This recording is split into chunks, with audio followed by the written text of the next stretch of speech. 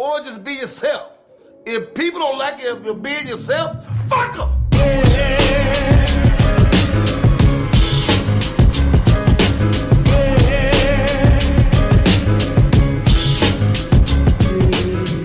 It's Big Los, nasally, congested, feeling like shit because I'm sick. But the show must go on. Kev won't be here because he feels like shit. But the show must go on.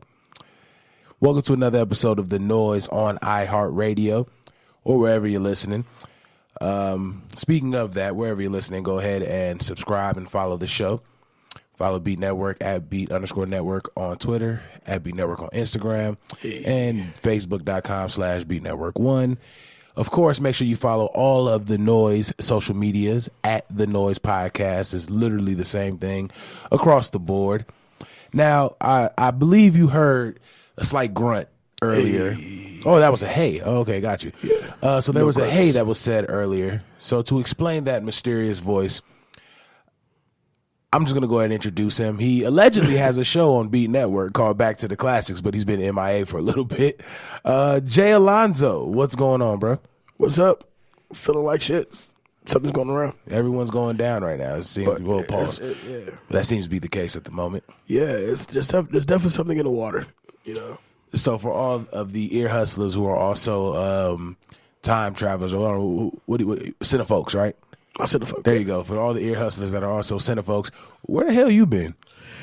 Hey, y'all. I've missed y'all sincerely, deeply. People been working on some shit.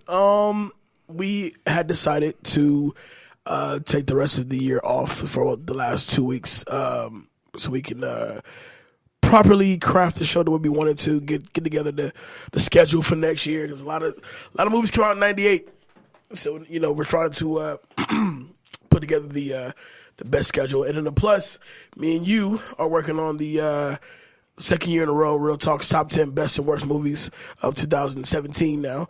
So I got a chance to catch up on a lot of movies. I saw Jumanji last night. We watched Bright, and Bright was seen. Okay. I tried to watch Bright, but definitely fell asleep. I mean, I'm not gonna say it was good, but I'm saying like it was seen. And but yeah, you know what? We're just crafting the next year for Back to Classics and giving my cinefolks something to look forward to. Of course, Real Talk is coming back. A lot of new original content coming from myself and Los and Hollywood Kev and Beat Network 2018. Yeah. Right, we're running for president. Yeah. This is going to be a very much so struggle show because we both feel like absolute crap. But I'm going to find some energy and some gusto to say this. Merry Christmas to everyone out there and to all of the ear hustlers Merry Christmas, baby. that support us dearly. We greatly appreciate it. And one of the things that we are doing this holiday season, or that we were doing this holiday season, was our All I Want for Christmas giveaway. That's for the last week. We reached out to you guys, the ear hustlers, and asked you to share what it is you want for Christmas and tag the Noize in it. And whoever got the most likes will get something free from the Noize. That includes a unfiltered, unapologetic Noize shirt and our Noize 90 shirt, as well as a Noize coffee mug. You can enjoy us in the morning, pun intended. But I've come to find out that Is there really coffee in that mug? You think there's coffee in that mug? if it's a Noize mug, probably not. Nah. If anything, it may be Hennessy. Well, it depends whose side you're on, because Kev thinks Hennessy is an abomination amongst men. Kev's not a real man. At the end of the day, if you don't drink dark, then you must be light-skinned. Something wrong. Yeah, but I can go into all kind of different places. Anyway, so one thing I found out from watching this competition go on is that no one cares what other people want for Christmas. These have been some of the like saddest likes on a status I've seen. First of all, shout out to everybody that participated. We greatly appreciate you guys definitely tuning in, listening in, and hearing what we want you guys to do, and you actually followed suit. So salute to everybody that participated. But it's a lot of Grinches out there. Because how do you see people speaking on some really cool things that they want for Christmas, some dope things they want to see happen in the world for Christmas, and they just like, all right. Because people haven't naturally gotten past that sense of being a hater. Well, not anybody, Even for Christmas? It's not, in fact, it's not really about being a hater. It's so much. It's more about,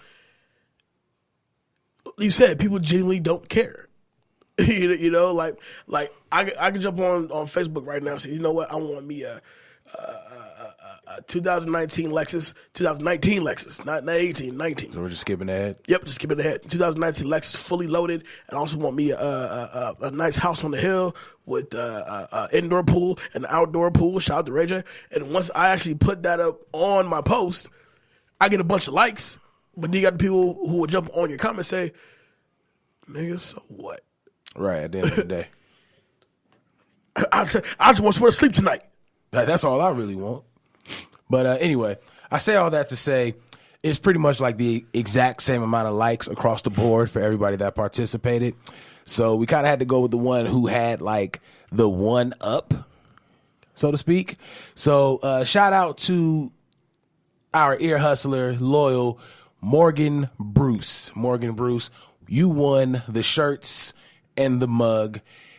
We will be reaching out to you soon to get all of your information. Congratulations, so we can send that Morgan. stuff to you. Congratulations to you, Morgan. Yeah. Another Wilberforce graduate. Nice. You know, great people doing great things. So, of course, we appreciate the support, Morgan. Thank you. Real quick, to bring it back to the haters on Christmas. You notice that people post pictures for like every like major event of the year except Christmas? Like, think about it. You know, your kid's first day of school, you take a picture, you post that. Your 4th of July celebration, you take a picture, you post that. Nobody's posting their Christmas presents. Because there's probably some people who they know that will likely bring to their crib that night and take that shit. Well, there's that. But then there's the fact that, you know, you got some other folks, they'll be like, oh, you got your kid that for Christmas? This is what I got my kid for Christmas. It's like, damn. I mean, these socks are nice, though. So we're back to one-upping each other. Or it's like, oh, so I see you got your kid the new G.I. Joe with the Kung Fu grip, but don't you owe me $20? Bro, this is not 92. If anybody's getting the G.I. Joe with the Kung Fu grip, I'd be upset. I'm like, Dad, yo, man, what's this? What is this? They still sell this? They still have these? Was it next to a Stretcher Armstrong? There was really a Stretcher Armstrong there? I'd have too many questions at this point. And an operation game. And an operation game, exactly. This is going to be a quick episode because we know it's the holiday season.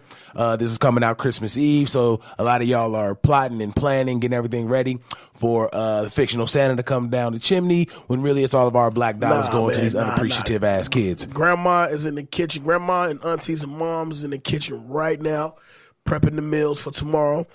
And oh man, this black family, they started seasoning this during Thanksgiving. It's still in the refrigerator right now. Our mom right now is hooking up Cornish hens for tomorrow's meal. Oh no, I believe it. Yeah, I believe it. Absolutely. So shout out to all of y'all listening to the Noize, prepping for your feast for tomorrow, and of course getting everything ready for all the gift exchange.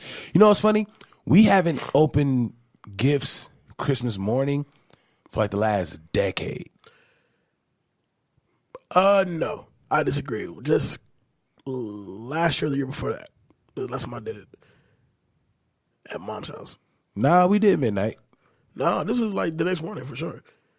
Definitely like Christmas morning. Definitely Christmas morning. You sure it wasn't midnight or even the day before? Nah, I promise you it was Christmas morning. Christmas morning. So then, okay, then if that's the case, then before last year, we haven't done it in the last decade. But to jump on your point though, like times have really changed. Like most people open up their gifts 3 days in advance type shit. Like just for example, like my daughter opened up a gift today, and you still got 6 more. And you still, that's actually pretty normal. I've seen a lot of people open up Christmas Eve. Well, for the parents who can't be there because they work or whatever the case may be. But we've come a long way since people opening up Christmas gifts on Christmas Day. They'll do it like a week in advance. And we've come a long way, so we've achieved not waiting that extra 24. Like, no, run me my stuff right now. Christmas Day, we just chill, we celebrate. Again, Merry Christmas to all the ear hustlers out there and to everyone all over the world. I guess this sucks because we went from like happy, Merry Christmas and all this other stuff, and now we kind of go to a downer. But really, it doesn't have to be a downer. It can be a celebration of life. Right. Before we get into the show, we have to send our condolences to the family of Combat Jack, and of course, send him a hearty rest in peace. Yes, indeed. If you aren't familiar with Combat Jack, then you're not as big of a hip-hop head as you say you are. This man was hip-hop's attorney for over 10 years. A frat brother of mine at that, Phi Beta Sigma Fraternity Incorporated from Cornell University, my man. Go mob to the good brother. This dude has a crazy resume in the industry. He's been, I want to say it was the managing editor or something like that for Source. For the Source for a while. Mm-hmm. I know he wrote for XXL for a while. He did some work with MTV. But most recently, and this is another thing I'm pretty sure people don't know, he is the founder of Loudspeakers Network. Now, the Loudspeaker Network is just like Beat. It's a network full of popular podcasts. And to show this man's importance, in today's era, the Loudspeaker Network produced The Brilliant Idiots. They produced The Read. Mm-hmm. They produce Tax Stone, shout out to Tax, free tax. Hold your head. This man provided a lot of the voice that's been taking over the podcast game. Yeah, the Combat Jack Show was my first official podcast. I love the Combat Jack Show. That I really started listening to faithfully because first of all, his insight on what we know as hip hop is mind blowing. As a guy, it's endless. He has so much experience and so much intake on what's going on, and he doesn't provide his knowledge from a down place. He's providing you his content with a good heart, and he's not judgmental. And the show itself was all around just fun to listen to, and it's something about when you're getting hip hop facts from somebody who's been in the game for so long, and like I said, when I first even heard of Combat Jack, it was the podcast. Mm-hmm. Listening to the podcast, doing my research, and kind of going back to what he was doing before that, I was like, wow. He's not just another dude with a mic. He's a dude that really put feet to pavement and started making things happen. Oh yeah, it's beyond true. And besides dropping gems on the Combat Jack Show, I mean, he's interviewed the who's who of legends in the hip hop game. You know what I mean? There will never be another Combat Jack Show because there'll never be another Combat Jack. Right. And again, if you're not familiar with who he is and what he's done in the game, then you're not as much of a hip hop head as you say you are. Chris Lighty, his Mogul podcast, produced and narrated by Combat Jack. Mm-hmm. This man chronologized Chris Lighty's life from start to finish in probably one of the best audio documentaries that there ever been. Yeah. You know what I mean? Yeah. Again, man, rest in peace to Combat Jack. Rest in peace. Fuck cancer for sure. Cancer? Yeah, colon cancer. Wow. Colon cancer. Yeah. It's taking all of our good black people, dude. Wow. And it seemed like the death came so sudden. It's like, it's like we all knew it was coming, but I never knew he was sick. Well, no, he did put it out there that he was battling colon cancer for a little bit, but it was kind of like Charlie Murphy. You thought everything was cool. The only difference is Charlie Murphy didn't tell anybody he was dealing with leukemia, but you thought everything was cool, and then one day you're without this person. Right. You know what I mean? So, fuck cancer. Rest in peace to Combat Jack, and make sure you step up your hip hop knowledge, good people, and understand the importance of this man to the culture. And not to mention, you can jump on loudspeakers right now and play old episodes of the Combat Jack Show right now, and take in that knowledge, take in that joy that this man provided to your listening pleasure, if only for an hour. You know what I mean? So shit, the motherfuckers went well over an hour at times. I think the longest Combat Jack Show was like 2.5, easy. About 2.5, 3 hours. Yeah. Yeah, we could talk all day about Combat Jack, but we just want to, give our respects to him and his family. Moving on to a gentleman that should have died by now, George Zimmerman. So good old pig face, huh? Good old pig face. All right. I really didn't expect to say this man's name in 2017, but I've noticed ever since he murdered Trayvon Martin, he's kept himself present every year. That's a personal doing. Exactly. Yes. Last year, he had those string of tweets where he was just trashing just all kinds of people that, were hitting him up, and I can understand people hitting him up because you did murder an unarmed black kid. Mm-hmm. But and got off. He just acted like it was nothing. Like, yeah, I killed him. Like, whatever. Then he was auctioning off the gun. this can go in all kind of different places, but I thought we were done talking about George Zimmerman. But of we're course, not. And I don't wish any ill will on nobody except George Zimmerman. But until we get the news that he's been found dead on the highway somewhere, he's in the news every year.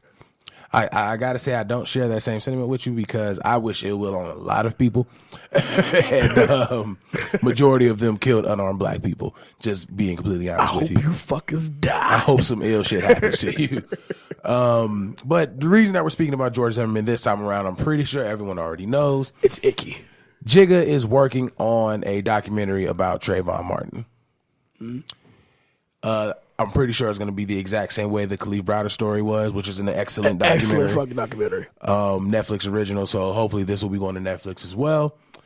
It's called Rest in Power, the Trayvon Martin story. And it's based off Lisa Bloom's book, Suspicion Nation. Word got back to George Zimmerman that this was going on. God, when you say can't say anything, Zimmerman. Well, fuck him either way. Word got back to George Zimmerman that this was going on. And let me see if I can actually find the words that he used. I believe I memorized the words that he used. He said that I have no problem feeding Jay-Z to my alligators. That was one thing. Another thing that he said was, I know how to handle people who fuck with me. I have since February 2012. Now everybody knows what happened February 2012. Right.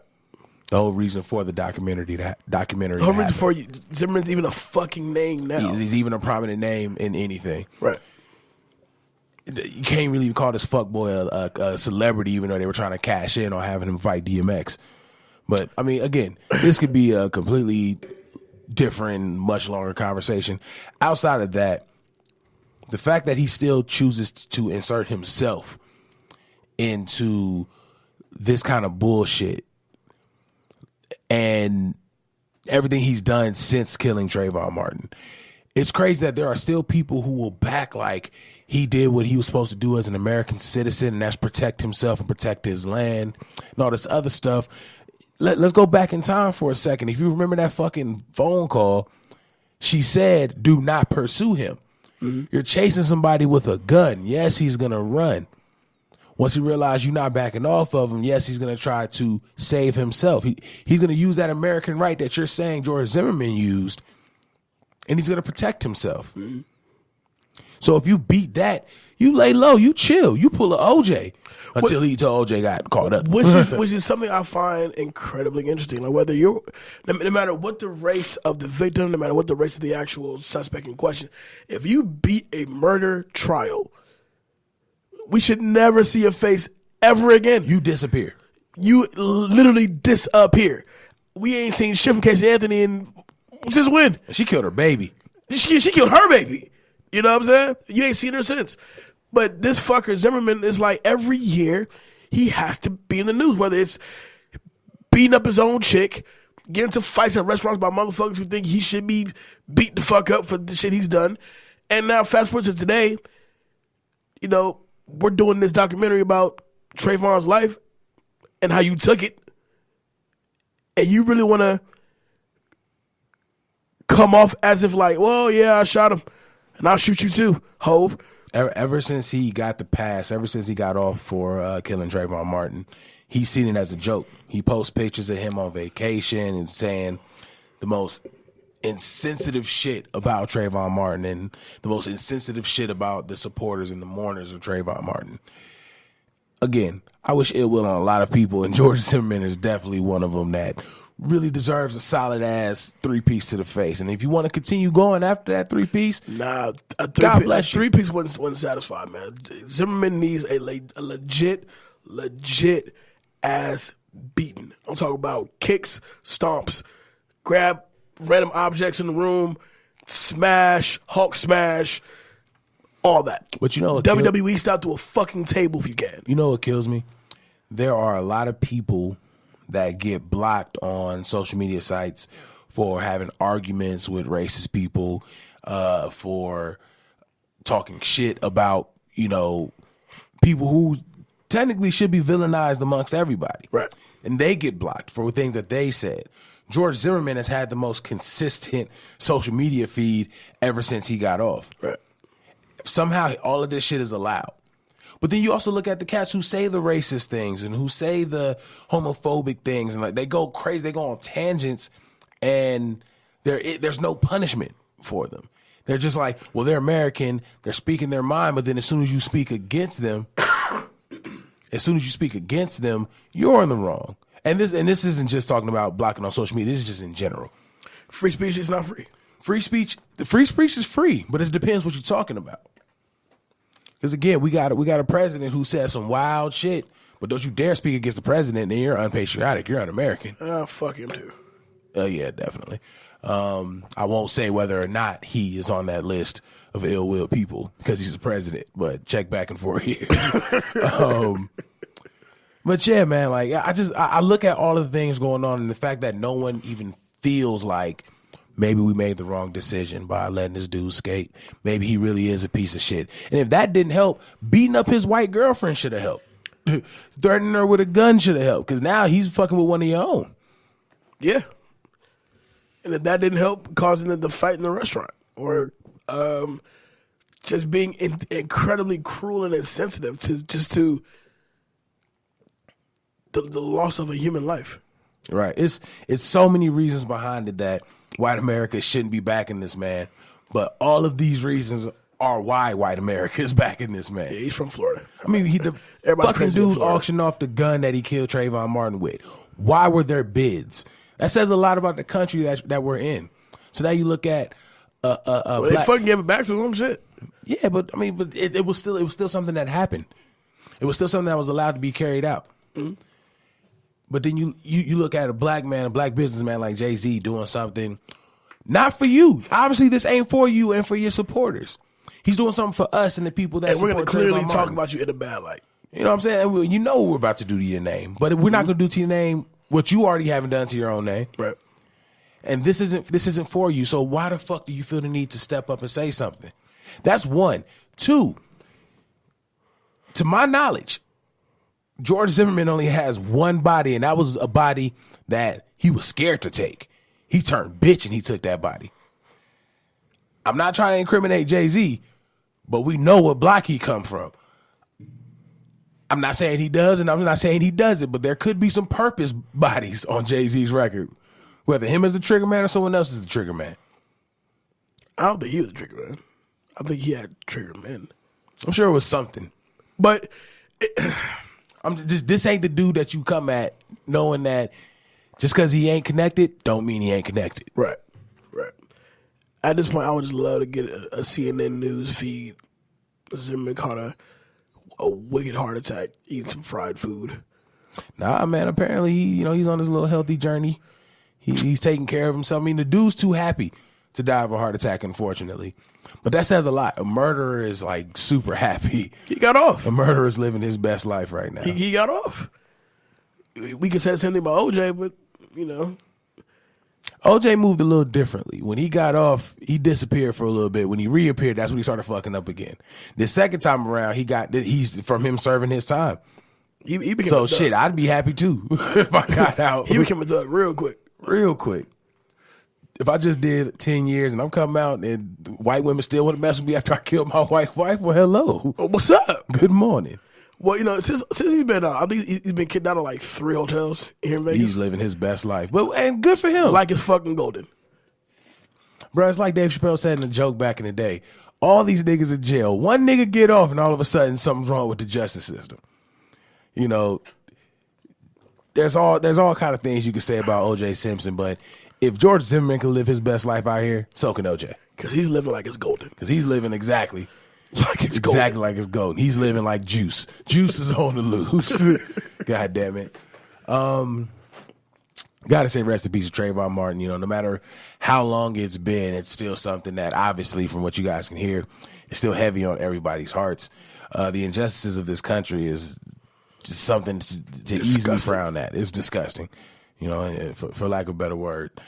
And George Zimmerman, man, like someone really needs to catch this nigga's fade. Just once. One time. Catch him coming out of an IHOP or some shit. Just, hey, bitch, boom. Like this could be like, this can be conspiring to do whatever, but it's like it's not necessarily a conspiracy if like we kind of promise that it's going to happen. Yeah. And that, we may joke about it, but I do feel it's going to happen. It's going to happen. He can very well get jumped by like 8 dudes at the most random location, like catch him coming out of a 7-Eleven or some shit. The crazy thing is he probably wouldn't even get jumped because he's not leaving Florida, which is an open carry state. And ever since then, I'm more than positive George Zimmerman hasn't gone anywhere without something on his hip. So whoever does catch George Zimmerman, it's going to be a misunderstanding one way or another. So you either going to be the first, you going to be the last. He came strapped, so I came strapped. And you just go from there. That's the only options you can really Close go your eyes, with. go from there. Moving on to some other interesting news. Some news in black excellence involving all black people, but somehow still affected by the white world. It's weird. So if you guys been paying attention, Diddy said that he's interested in buying the Carolina Panthers, which salute to Diddy for that one. Big time. You know, a black NFL owner is big. I don't think there is a black NFL owner. No. So he'd be the first. I mean, black people have certain, percentages, certain stakes and ownership, but they're not the full-blown owner now. I just tried to look it up. We could be wrong. There could be a black owner out there, but to our knowledge, there is no black NFL owner out there. So Diddy was looking to be the first. I think Steph Curry, Steph Curry jumped in saying that he wanted in. And, of course, the more popular addition was Colin Kaepernick saying, yo, let's get together. Let's actually do this. First of all, I thought that would have been dope because you watch Colin Kaepernick walk into the first owners meeting like, well, hello, motherfuckers. Guess who's back, bitches? Who's back up in here? I'm sitting next to everybody because I want to love everybody. To me, I thought it was great. I thought it was fantastic. Now, everyone didn't think it was fantastic. You know what? Before we even get into that point, let me ask you a question. Like, Diddy owning the Panthers, how strong will that actually change the game in regards to black people owning a piece of the NFL? Well, at least when it comes to Diddy, I feel like he's going to be performing at every halftime show of the Carolina Panthers game, whether it's home or it's away. Your halftime performance by we know it's Diddy, right? All right. Just straight we know the set list is so damn good. Every time it's gonna be Bad Boys for Life and Missing You. Yeah. Changing the name to the Carolina Ciroc Boys. It's gonna be a lot of good things that happen to the Panthers from here on out. Don't do that, Diddy. But seriously, I think it's a great look. I think it's not only a great look for black entrepreneurs, I think it's also a great look for hip hop because one thing we've seen in 2017 is hip hop has expanded into so many different areas. Like we've already started touching a lot of different places, but now we're to the point where hip hop culture is American culture, and that's probably one of the greatest things to see. I was watching this. We control the cool. Oh, of course. Exactly. We're the climate for cool. Yeah. I was watching this documentary about fashion and hip hop, and it's crazy coming from FUBU and Peli Peli. Was it Peli Peli? Peli Peli, Fat Farm, coming from all these hip hop brands to now the age-old brands, Gucci, you know what I'm saying, Louis Vuitton, all of that is associated with hip-hop. Absolutely. So we've moved into so many different areas of life that to bring hip-hop to an NFL, probably one of the best things to happen. Now, what happens with the team, I can't speak on because this could just be a Diddy flex move. Like, I got money, they got the availability, I'm going to go ahead and rock with them.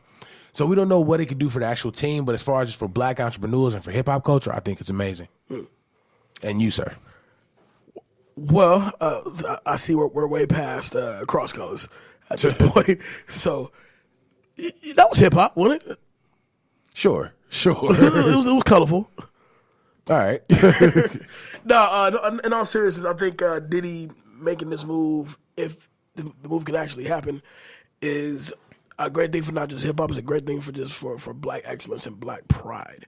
The fact is, like, we spent so much time listening to them tell us that we can't do it or they won't let you in or you're not rich enough for us, and they want to keep the door closed on us so much. But then you have somebody with I don't know what Diddy's net worth is today. I just don't. But I do know when that man puts his mind to something, he's going to do it. Oh yeah, I haven't seen Diddy not do something he said he was going you know what to I'm do. saying? He's going to do it. And if there's anybody in the hip hop industry that's going to buy a fucking NFL team, it's going to be Diddy Sean Combs. And Brother Love. And it's funny because when it came down to that one day when the NFL would have a black owner, Diddy's high on that list. Exactly. He's high on that list. He's still the richest mogul in If hip it hop. isn't Puff, it would have been Jay. If it wasn't Jay, it would have been just down the line. No, yeah, you had to go down the line. If it wasn't Puff, it was going to be Dre before Jay. Or Dre. I see Dre trying to own Oakland Raiders. I mean, shit, he gave us headphones. Yeah, But for anyway, Billy. moving on with the story. Again, all black people weren't proud of Diddy. And it was somebody that we didn't even know was black off the first listen. To explain what I'm talking about, Crime 4, and it shames me to say this because I have so much love for the Bay Area, especially the San Francisco, Oakland area. Crime 4 is a independent news group out in the Bay Area. And They're based in Oakland, right? No, San Francisco. Oh, okay. San Francisco.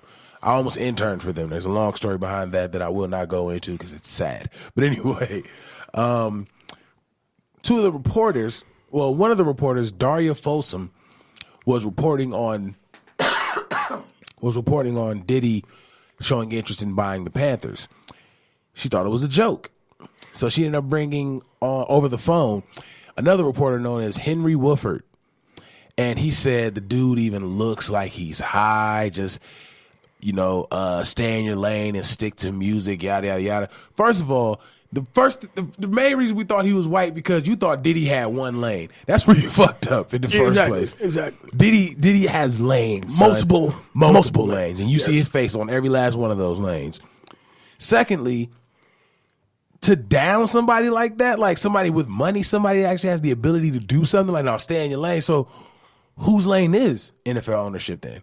What celebrity can own an NFL team? Tom Hanks. Apparently. Yep. Right. Fast forward, now they're apologizing on the news, and we find out Henry Wooford is black. Yeah. I'm all, you cool. You know, it's crazy. I put the story on the Noize social media page at the Noize Podcast on Facebook, Instagram, and Twitter. Mm-hmm. I put it on there, and the comments on the Facebook page,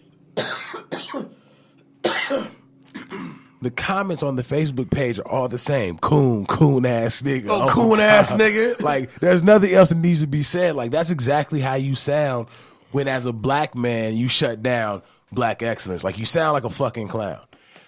The funny thing to come out of all of this is TMZ asked Nipsey Hussle, how do you feel about it? And long story short, he said straight up, we're going to find Wooford and we're going to beat his ass. And, the same way, if anybody's going to, buy an NFL team, it's going to be Diddy. Anybody's going to whoop Henry Wooford's ass, it's going to be Nipsey Hussle. It's going to be Nipsey Hussle. I mean, the shit, he's just, a 5-6 hour drive down the way, down right. Cali. You know what I mean? So here's the interesting part of the story.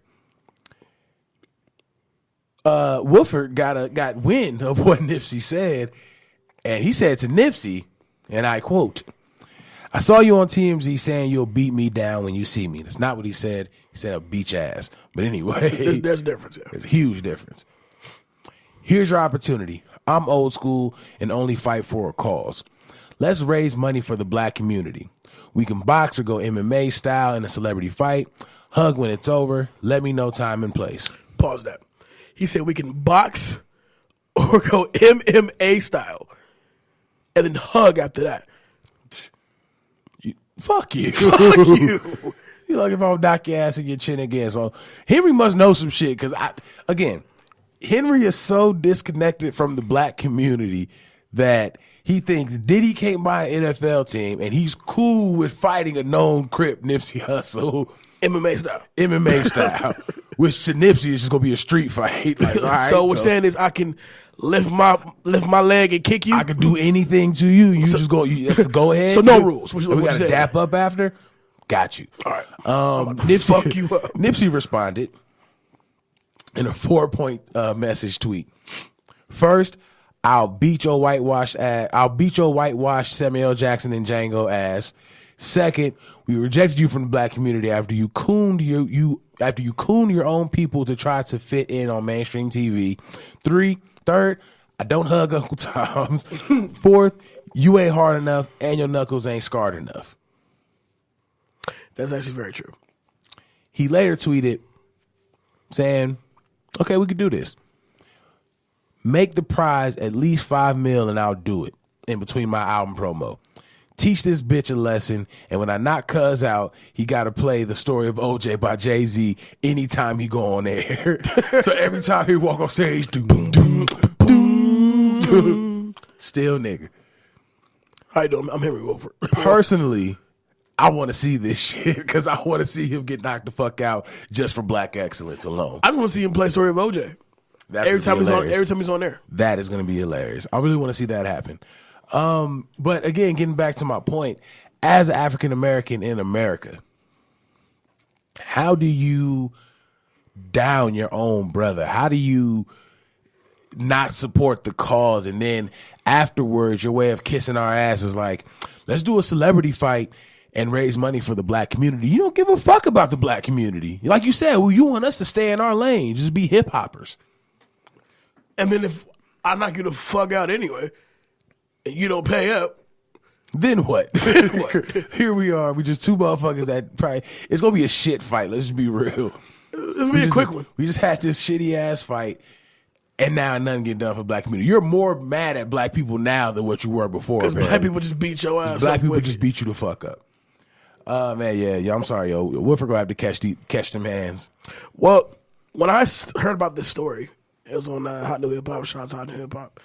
And it was probably the quickest turnaround as far as an actual Twitter beef / let's fight / we had a chat, so it's all good. Did they talk? They did talk. Oh wow, I didn't see that. Because a few Twitter handles later, Wolfer's whole tone had changed. Me and brother Nipsey, we hashed out our differences. He got real Muslim. Real Muslim. And then Nipsey jumped on saying like, yeah, I had cut all wrong, da-da-da-da. But it was just... Swear to God, really? Bruh, I'm telling you, it was the quickest turnaround of all right, so you shit on Diddy. Okay, Nipsey goes, I'm going to fuck you up. You know what, let's do it MMA style for charity. You know what, we chopped it up. For black people. For black pride. We chop it up. You know what, I had Cuz all fucked up. You know what, I had Nipsey all wrong. We'll collab on something later on. No, you're not. No, we're not. That was so dumb. Because outside of the Bay, and now the world, since you want to be a dumbass and talk about Diddy, no one knows who the fuck you are. Not at all. Who are you? Everyone know who they are now. Now, Nipsey, well, everybody know Nipsey, but Henry Wolford. Well, I mean, you can say the same thing about George Zimmerman. No one knew who he was before he killed Trayvon Martin. Like, no one knew who he was. Niggas in Florida didn't even know who he was. Right, but Zimmerman didn't want to box Trayvon MMA style for charity. He wanted to fight DMX, though. Yeah, I still would love to see that fight. I would not right now, DMX. If he had called like a 99 DMX, I hella would want to see that. I love that fight. but like a right now DMX, not so much. Zimmerman may actually have the upper hand. Right, Zimmerman may win that one. And then it's like, as black people, we just sit there and be like, well, fuck. Like, somebody, no, fuck that. Pass me the gun. Right. Pass me the gun. My turn. Like, somebody else got to hop in. Hit me like after that. Hit me like that. Somebody else got to hop in after that. But as far as Henry Wolford and Nipsey Hussle, I would have rather see that turn into something, because I think he needs to be educated through these hands, the greatest teachers in black community. And again, all of a sudden you want to ride for black people after just dissing your own. After getting, I think he got rid of one of his social media accounts at that. Because I remember I tried looking for the actual tweet that he sent out. That shit was gone. There was no Twitter whatsoever. So when he finally brought it back up or whatever, I guess that's when he did what you were talking about. And it's insane, dude. Like you can't go from trashing to pandering. That's not how it works. This is literally the same day. Wow. This is the exact same day as Nipsey already said, so when I see you, it's on site. But you're misunderstanding. But a couple hours later, me and brother Nipsey, we had a nice spat of words, and God is good. And I'm like, whoa. It's the only direction you can go in after Like, that. you was talking the biggest of big boy shit, but now it's all of a sudden, you must realize Nipsey was really going. Nipsey was going to give him that work.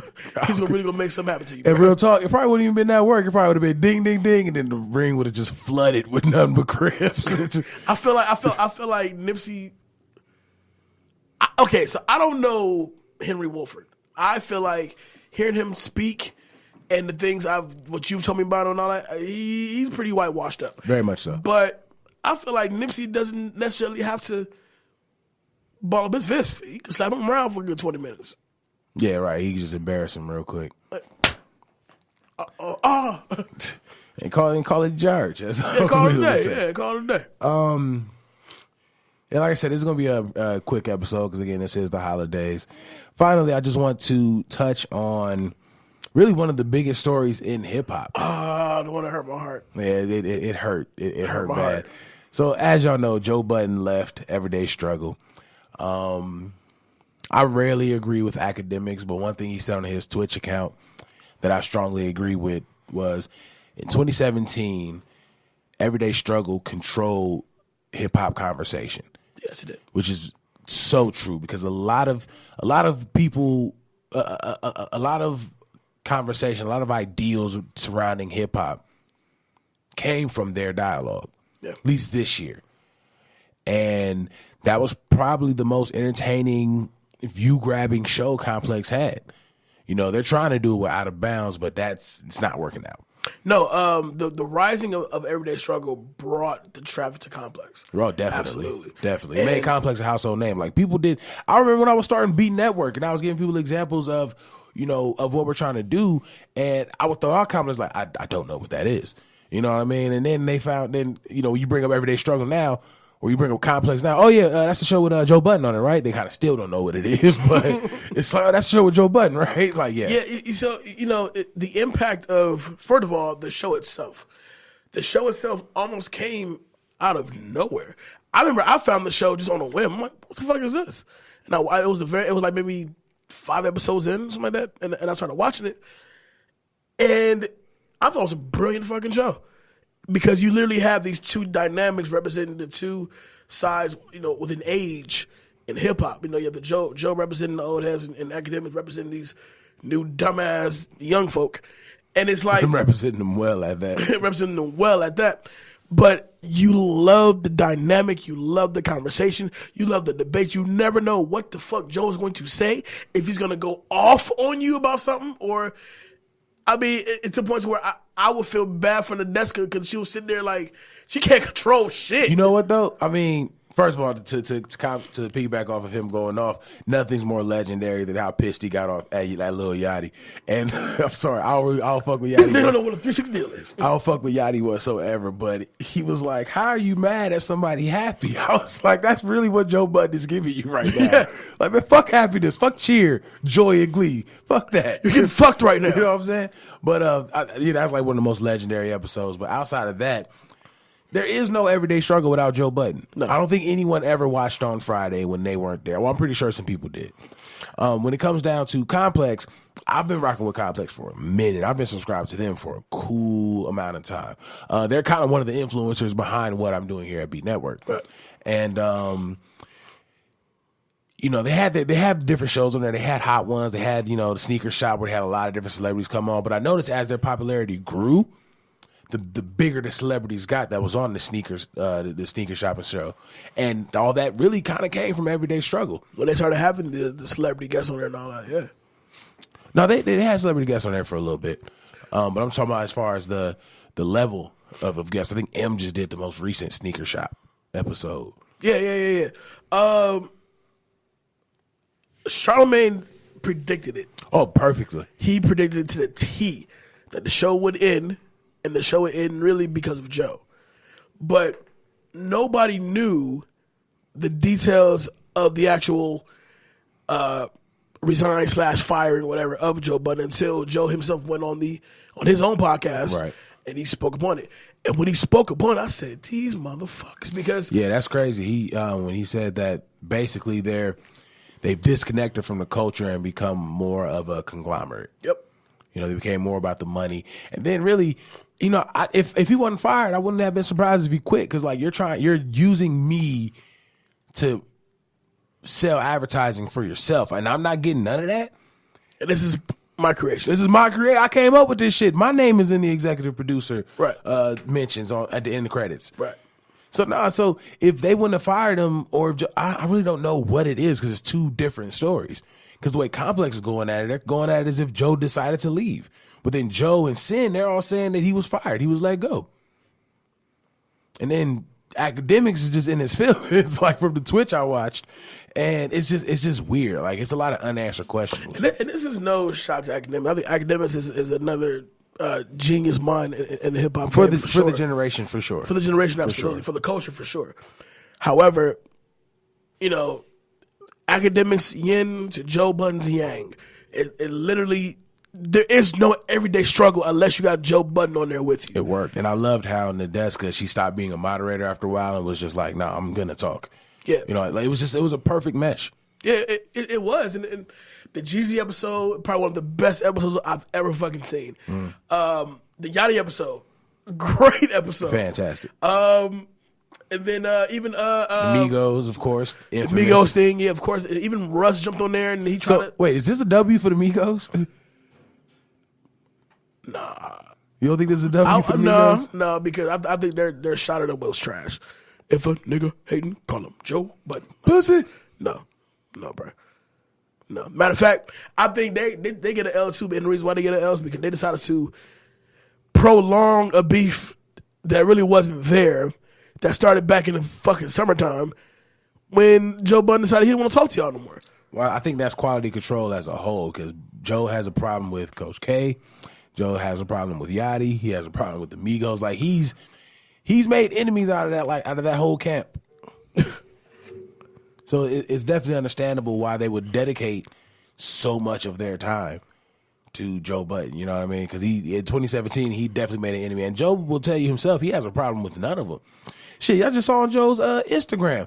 That nigga is living his best life as a black father right now. Like it's golden. You know, he loves it. Loves it, man. Let that man live in peace. But I would say I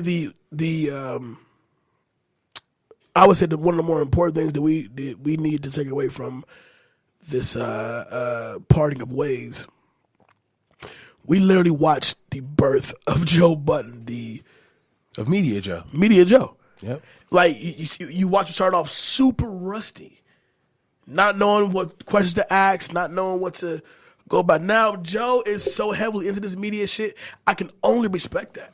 He's so heavy in it, but yet he's so anti-media personality. Yeah, he's media, anti-media. He literally relaunched his career. Mm-hmm. Absolutely. And for the third time at that, because, like, you know, he had Slaughterhouse. They had their run for a cool minute, but that was just amongst the hip-hop community who actually fuck with hip-hop. Then he came back out as Media Joe. Like, I salute that man. His hustle is unmatched right in 2017. Yeah. I'm lying. There's a lot of people who had a fantastic fucking 2017. And you could vote on it. If you go to @TheNoise Podcast on Instagram and Twitter, you can vote on our poll. We're doing a year-end poll, and we're going to talk about it on our last episode. Nice segue. You know, real quick. But you know, I, for one, would love to see Joe come back. But if it's not going to be on the terms where that man is happy, because let's be real, Joe Budden is one that's getting you your subscribers, your likes, your retweets, your views. If Joe can't come back on his terms, and you giving that man what he's owed, then you might just shut the whole show down. I don't want to see fucking Academics and Who Kid. What I see happening is they're gonna try to do the show for one more season without Joe, and they're gonna find out that it can't be done. They're gonna let Academics out his contract, and then Joe may bring Ac on and expand his YouTube channel, because people forget there is a Joe Budden TV where his podcast comes on. Mm-hmm. They may extend the content on that channel and introduce an everyday struggle-esque type show. You know what I mean? Unfortunately, I don't think Nadeska could be part of it, because she's like full-time at Complex, which is why she's locked in at Complex. Right, which is why it was everyday struggle with Nadeska Alexis. And they were technically the co-host. You know what I'm saying? Mm-hmm. So I don't see her going. So I guess that's another issue for them as well because you can't really replace Nadeska. They were the perfect triangle on that show. Yeah, their chemistry was amazing. Their chemistry was great. I would literally wake up in the morning and the very first thing on my feed was Everyday Struggle. And I don't give a fuck what I was doing. Oh, yeah. For the next hour, I'm watching Everyday Struggle. I've watched multiple episodes of Everyday Struggle in bed. Just rolled over play. Like, as they drop, I'm watching. And so for this to pop up the way it did, and not only it popped up, first of all, I thought it was weird that you had Who Kid on back-to-back episodes. And then they used the bullshit excuse that, Joe's in father mode, so he couldn't do it. But it shows how trash. Well, no, Joe was really off. The firing happened like the day of the last episode because Joe even said on the episode he was on, like when they gave all the shout outs, because they knew that was the last official Everyday Struggle episode. So he gave all the shout outs. He said, he talked about his favorite episodes and stuff like that. And that was supposed to be it for Joe for the year. But then that morning, Academic said he came in and Joe was there and some of the other people were there. And then that's when everything kind of went down. And then here we are today. Right. Wow. This is a huge hit for the culture only because, again, they controlled the conversation in 2017 and being looking at the strides that hip hop made in 2017 and where we're gonna go in 2018. It's like you said, we're the personification of cool. We are what's considered cool. Yep. So going into 2018, hip hop is only gonna go higher. Who controls that conversation now? Like Dead in Hip Hop is dope, but no one was checking for Dead in Hip Hop the way they were checking for Everyday Struggle. Yeah, that's true. Shout out to them though. But I feel like Dead in Hip Hop is definitely making their way up to where one of these days they could find themselves on a Complex or something like that. But that's if Complex was smart, they'd scoop them up like now. Yeah, in a heartbeat. No, you know who'd be smart to do that? Revolt. Yes, Revolt should scoop them up because there's a void that needs to be filled now, but they are going to need a celebrity presence on that show. Also, I want to say, I want to ask you a question. So obviously they're going to keep Everyday Struggle going for another season, at least one season. Let's see what happens. Who, in your opinion, could they bring in to replace Joe Budden? Who's going to be able to literally call bullshit on everything Academic says? Nobody. There's no rapper from that generation that animated. There's plenty of them that's outspoken, but there's no one as animated as Joe Budden that's going to really get into the face of the dude that's representing the millennial generation. Because There's no one out there. When Who Kid was on there, both days Who Kid was on there, Who Kid and Act felt like just a yes men show. Yeah, basically. It was just you're right. Like, you're right. Yeah. Like, no. Because Joe was the one to be like, nah, fuck that. Those niggas are trash. Joe will interrupt you in a second. There's no one in the industry that will step up and do something like that. So Joe is really irreplaceable. There's no other co-host for Everyday Struggle but Joe Budden. Right. So I just don't see it happening. Again, there's going to be a void for it. It's all about who's going to capitalize on the opening and jump in. Shout out to Joe, man. Hold your head up, man. Shout out to Joe. Shout out to Academics and shout out to Nadeska, man. That was a great fucking show. I loved watching it every day. Let's get up out of here, man. Let them know where they can find you at. My center folks, the ear hustlers, you can find me simply at I am Jay Alonzo on Facebook, Instagram, Twitter, Snapchat. Real Talk is coming back. Top 10 best and worst movies of 2017. I'm putting my list together now. We're shooting at Tuesday, right? I thought we were doing tonight. No, we're shooting the Bright and Jumanji review tonight. Oh, okay. Yeah, so Tuesday, we're shooting that Tuesday. And look out for that announcement. Special shout out all around whole shout out to Los across the way. Shout out to Hollywood Kev. Shout out to all the girls. I'm drawing a blank on their names. Like Casey, Truth, Lex Love, Fumi B. All y'all. Love all y'all. We've had a very strong 2017. We're going to go into 2018 just as prosperous, just as strong. Rock with us, and we'll give you great shit to talk about. At Big Los UTC on Twitter. You can also Snapchat me, Big Los. Make sure you follow all of the Noize Podcast social medias at the Noize Podcast. Again, big shout out to Morgan Bruce. Congratulations. We're going to get all your information and get your merch sent out to you. Make sure we get that pic from you. And put the Henny in the cup. And of course, you got to make sure you have Henny. Morgan, do you drink Hennessy? You do today. Hopefully you drink Hennessy. Pat, Henny in the cup. Jay, appreciate you stepping in last minute. Always. It was a very good and interesting conversation. As always, we appreciate you guys tuning in. As always, we appreciate your support. As always, it's Big Los. Jay Alonzo. It's the Noize.